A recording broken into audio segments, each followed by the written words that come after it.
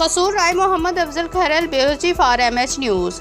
DPO Kasur in action Pattoki میں جامعہ قاسمیہ مدرسہ کی ناقص تفتیش کرنے پر تفتیشی طاہر سہیل پر برہم۔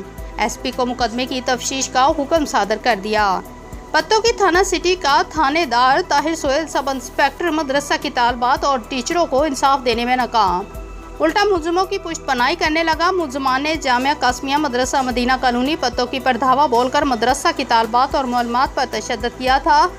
ہیڈ معلمہ آسمہ محمود کا موبائل فون نسیم سرور اور قاری قاسم زبردستی چھین کر لے گئے تھے اور مدرسے پر قبضہ کرنے کی کوشش کی تھی، جس کا مقدمہ نمبر 433/22 بجرم 506 354 148 149 درج ہے، لیکن جرم 452 تفتیشی نے ضمنی میں نہ لگایا ہے اور ملزموں کو فائدہ پہنچایا ہے، جبکہ مقدمے کی تفتیش میں ملزم حاضر نہ ہوئے۔ مدعی آسمہ محمود حاضر تھانہ ہوئی، لیکن تفتیشی طاہر سہیل نے ضمنی میں الٹا لکھا کہ ملزم حاضر آئے ہیں، مدعی نہ آیا ہے۔ تفتیش کی اس کھلی غلط بات پر مدعیہ نے DPO قصور کو تمام حالات بتا دیے، جس پر DPO قصور نے تفتیش SP انویسٹیگیشن قصور کو کرنے کا حکم صادر کر دیا۔